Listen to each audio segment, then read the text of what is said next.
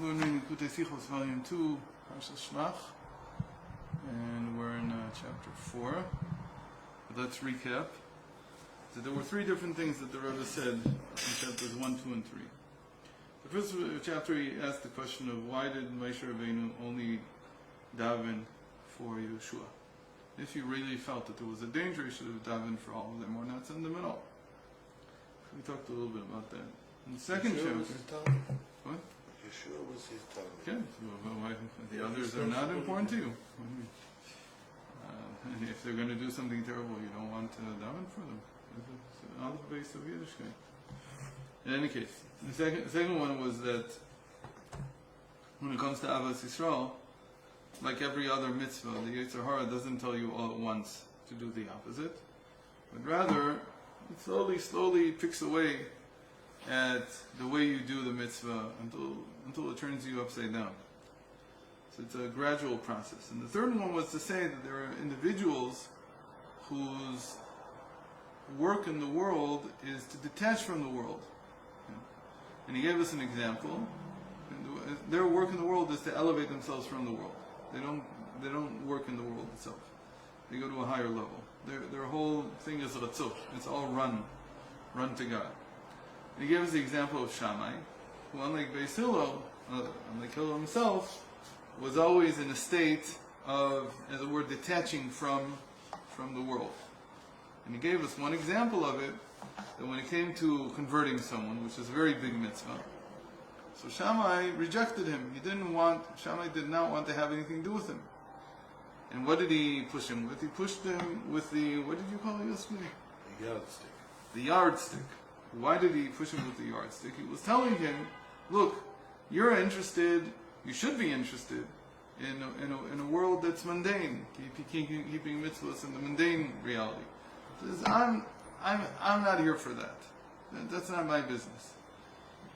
I don't convert people. Why don't I convert people? Because my whole thing is going beyond, is not to being concretely situated in the world. My whole thing is about elevating myself spiritually. And so therefore I don't do conversions. And so don't bother me with this. It's none of my business. Okay. Now, in chapter 4, he gives another example of this. Of what does it mean? How do you put these things together? What does it mean that there is a person who is detached from reality, and that is his way, and he's a tzaddik. It's not that he's not. He does what he's supposed to do. So what does it mean there's such a person? There's other examples of this. And the Zohar brings three different examples of people who are like this. The Zohar says, on Shlosha tzaddikim, it tells us about three tzaddikim, three righteous individuals. And part of their problem was that they lived in a generation that was immoral. Or in any case, it wasn't worthy, at least there was a big dissonance between their level of righteousness and the other people in the generation. And the dissonance caused things to happen. And these three people, surprisingly, are Noach, Avram, and Moshe. So the Rosh Noach, Bishat HaMabul, Yitpalel Noach Rak Ba'ado Ve'ad B'nei Beito. Noach, Hashem told him about the flood, not just so that he would save some wildlife and himself. He told him about the flood so he would save humanity. He would make them do tshuva. He would tell them that this doesn't end well, the way you're going, the way you're moving. You have to change your ways. And he only prayed for himself and for the members of his household. What did he pray? You see here that even when God promises you something, God said to him, build an ark. He's not telling him build an ark for the sake of, I want to give you some carpentry classes. It wasn't the point. The point theoretically was to save him. And yet he still davens. Why does he still have to daven? That in itself is a very important lesson. That even when you have a promise from Hashem, the Jewish people have a promise from Hashem about many things. There's nothing in the world that moves without prayer. Nothing at all. You still need to daven. So here at Noach, he, according to the Zohar, davens. And he davens for his family and for himself. But he didn't consider at all the other people in the generation. רק כשבאו אליו ושאלו לפשר בניית התיבה, גילה להם שהקדוש ברוך הוא עומד להביא מבול לעולם. So the Midrash says that the only time that he actually had any connection with them was when they came to ask him, what are you building, Noach? He said, God is going to bring a flood. Ha ha ha. And that's basically how it ended. ואף הוכיחם, אבל הוא לא הלך אליהם, והזוהר מתבטא לכך בצורה קשה. But he himself did not initiate any contact with people to tell them about the impending danger, and that it was a result of their sins, of the way they were acting. Nothing too big, people to sit down and learn for 20 hours a day. Nothing like that. He wasn't asking for people to do tzedakah. Even that he wasn't asking. What was he asking? Don't steal, don't lie, don't cheat. Don't murder. Don't embezzle. Those things. Simple things. But he didn't say a word. And the Zohar treats this in a very negative way. אברהם לא המתין עד שיבואו אליו יקרא בשם ופרסם אלוקות בעולם. So Avram is a completely different story, right? That's what we think. Because Avram went out and he taught people about what it means to be a righteous individual. He taught people how to behave. He taught what it means. And there's a whole story. Like, the biggest chilul Hashem is when a frum Jew doesn't act properly. Biggest chilul Hashem. Why? Because what are you saying? That there's a Torah and it tells you how to behave, and you don't behave that way? You don't behave that way. So if anybody knows about it, it's a terrible thing. And here you have Marisayin a lot of, like what it seems like to people, even if there's something that is permitted to do. And yet, you know that people will interpret it the wrong way. So you also have a big mitzvah, not to do it. Why? Because in the end, why should a person who is not committed to Torah and not committed to mitzvahs, why should he listen to you? Why should he accept them as anything serious in human conduct? Because nobody believes anymore in Revelation. That's not interesting. I heard that there are people still that do believe in this. I didn't know this. I thought that it was gone from the world. What's the revelation? Revelation? Which revelation? Our revelation. Sinai? Yeah. What do you mean? Most people don't believe in it anymore. That's not why they do Torah and mitzvahs. Well, because People don't believe that Hashem gave the Torah, not most of the people who are not from don't, and maybe some of the people who are from also don't. Yeah. The reason for this is obviously because of the onslaught of what we call biblical criticism. Yeah. So now people have a picture of history that is a very specific picture of history, and they don't see the holes in that picture. They don't know enough to see the holes, and so they have this very, what do you call it? Naturalistic picture of 1,300 years ago. They don't think that there was anything special. Most people don't even understand what Revelation means. Most people think that it's a bunch of, at best it's inspiration, and at worst it's a bunch of crackpots, like crazy people that tell you that they're, and this is thanks to the what do you call it? What's the name? Ecstatic movement in the Protestant religion in America, which then seeped into Hollywood, and then people got this picture of prophets are crazy people because they declare themselves prophets, even though they're not charlatans. So people don't have this anymore. But what do they want? They say, look, if this is really something of value, it should cause people to be better than if they don't adhere to it. So if this Torah thing is real, in any sense, let's say it's the accumulated moral knowledge of all the generations. The Torah is nothing less than that, but it's at least that. So why should I keep it if in the end, people who say they adhere to it, they act worse than anyone else, or they act at least as bad? So this is a very big problem. It used to not be so important. It used to be like, okay, he's a bad apple. Yeah, he didn't get it. But today, because people have no revelation to fall back on, they don't understand the meaning of Torah. They don't accept Torah as something that was divinely given. So all they have to go on is whether it serves the purpose or not. And so to do something in public today, and even not in public, when you do it in public and people see it, and it becomes a thing that this person who's supposed to adhere to Torah is acting this way, it's probably worse than it ever was. A million times worse than it used to be. Because again, people have nothing to fall back on. They don't believe that this is something divine. So it's not even serving the purpose of a good document. So what's the point? Okay.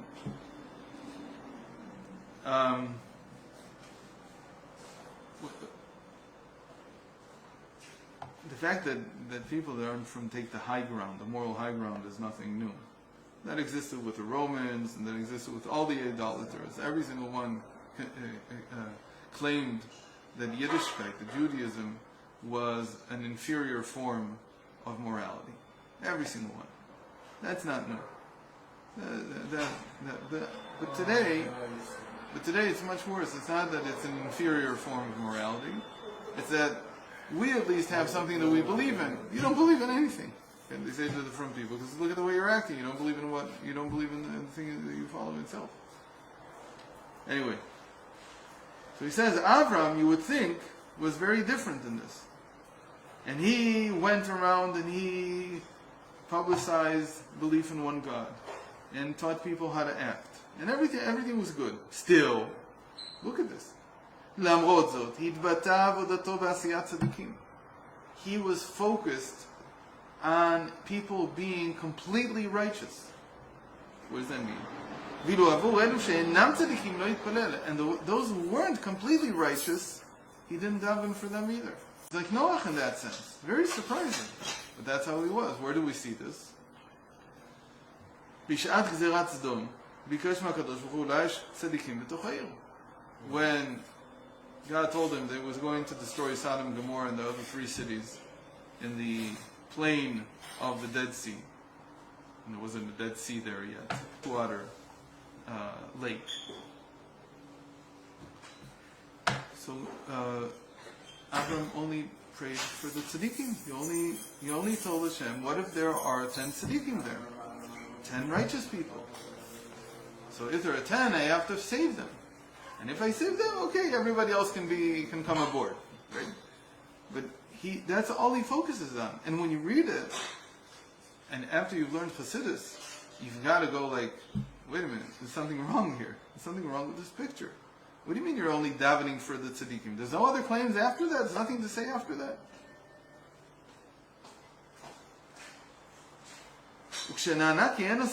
When God told him, no, there are no 10 righteous people. Look at how critical the Zohar is. He's bringing up something that's... If you read this Zohar and you don't get that the Zohar is 100 times more compassionate than anything before it, I mean, I've said this before, the Zohar on the surface seems to be more stringent, more judgmental. But it's not true. The Zohar brings up the judgments and then tears them down and says, this is not how you should think about it. And a lot of people don't know how to read the Zohar. They read the questions. They don't understand the answer. And the answer is why the judgments are all wrong. They don't belong in the first place. In any case, so what is he doing here?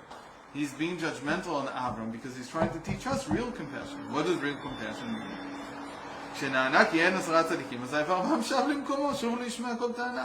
How can you, Avram, after you hear that there's no 10 tzaddikim, you go back to your place, you go back home, I've done what I can, that's it.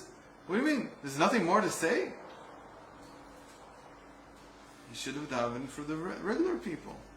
Okay, so not tzaddikim, they're Beinonim, they're this, they're that, but they're a little bit of Russia, they're not complete.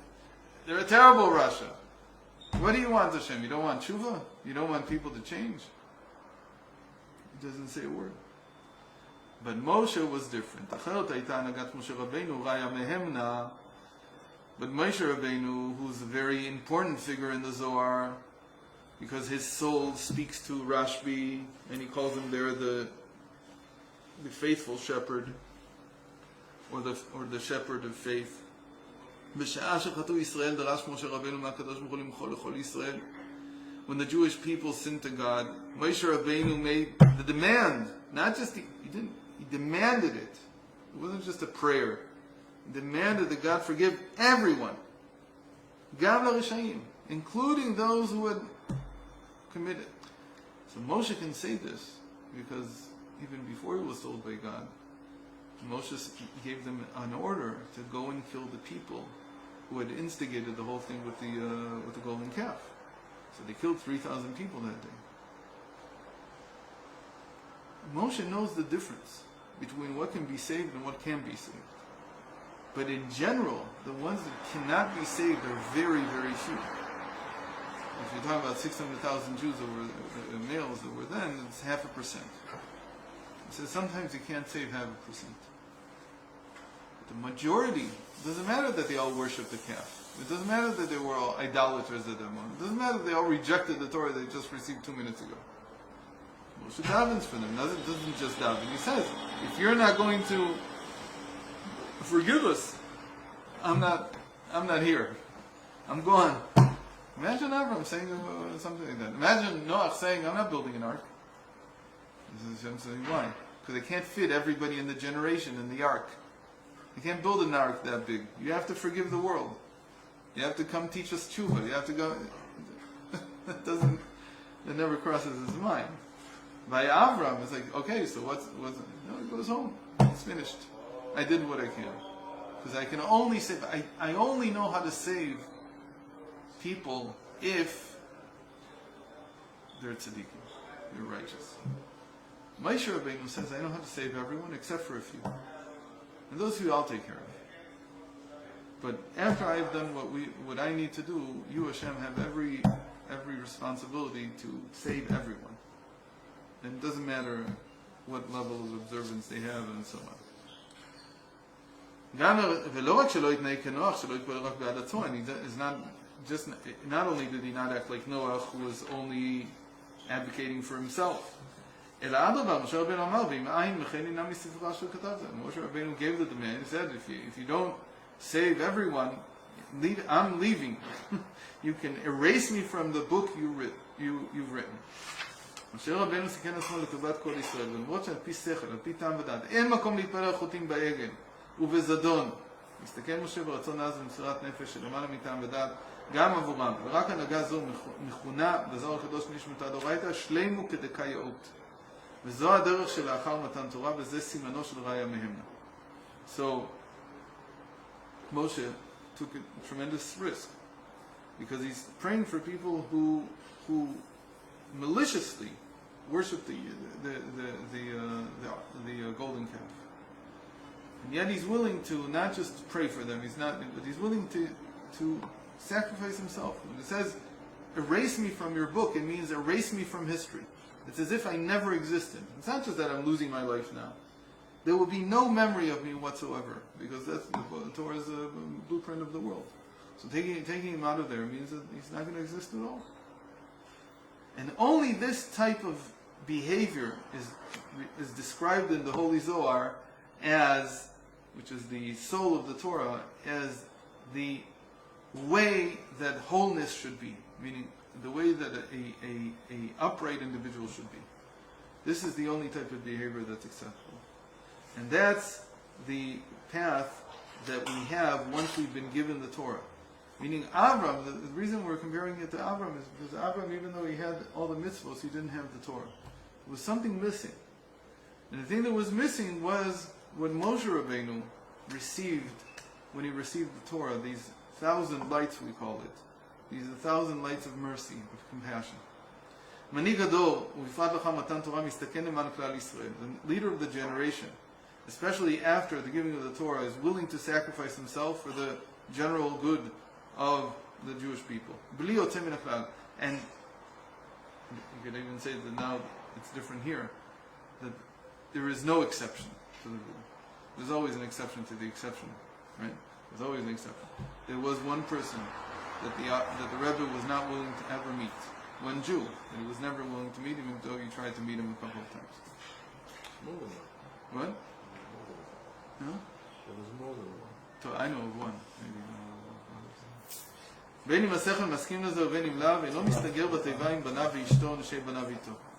So whether his mind can agree with it and say why this is true or not true.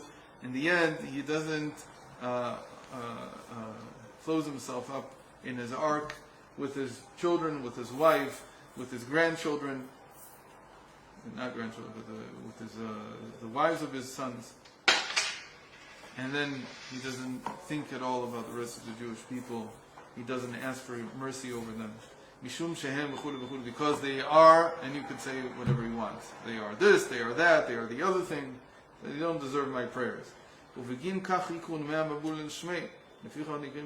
that's why the Navi Yechezkel calls the flood in the name of Noach, just as the Torah is named after Moshe. Sichot so it's called Mei Noach. Mei Noach is the flood waters of Noach. Why? Because Noach actually brought the flood upon everyone. The fact that he knew about the calamity that was about to happen, he didn't do anything about it, makes him responsible to a degree. וישראל מסתכן ומסירת נפשו בפועל למען דור, שהוא אפילו דור המדבר, שעליהם אומר רבי עקיבא, למרות היותו אוהב ישראל, ואומר, ואהבת לרעך כמוך זה כלל גדול בתורה, אין להם חלק לעולם הבא. So here's an amazing thing, that Moshe Rabbeinu sacrificed himself by saying, erase me from this Torah if you don't forgive them. In spite of the fact that Rabbi Akiva, who's the author of the great saying that love your fellow as yourself is the great principle of Torah, Rabbi Akiva says that the generation of the wilderness, this generation that came out of Egypt and received the Torah, and because they worshipped the golden calf, they have no part in the world to come. They lost their part. That's his ruling. We don't follow that.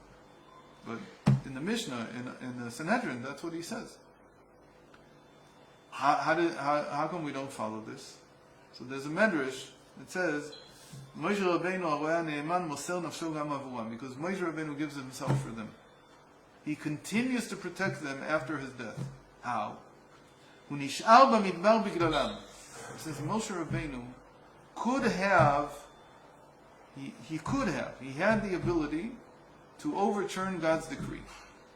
He could have fought with God enough until God would have said, okay, you can go into the land of Israel. But in the end, when God told him, because, let's face it, so God told him, stop praying. No, so what? So he told me. We know how God is. There's the measure of judgment, and then there's the measure of what happens to the person who says, but I'm going to go beyond. I'm going to ask for more, and I'm going to do more. I'm not going to give up. That's what Hashem wants from the world. He wants the more. Everything. Invest everything in it. So why did Moshe Rabbeinu suddenly stop? After 515 prayers, he suddenly decides to stop. Hashem said, so he said. We know he says many things. But when it comes to doing good, we don't listen. So why did you stop?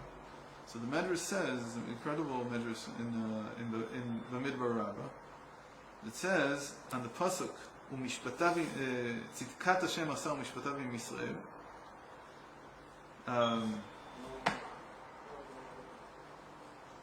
Then Moshe Rabbeinu understood that if he would leave them, if he would not be buried in the wilderness, then they would not have a part in the world to come because of their grave sin. So even though he was able to save them from annihilation when he was alive, he won't be able to save them afterwards.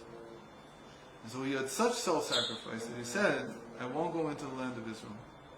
I'll remain buried here in the wilderness. And their connection with me won't be severed. Because the moment I go into the land of Israel, we won't have a connection anymore.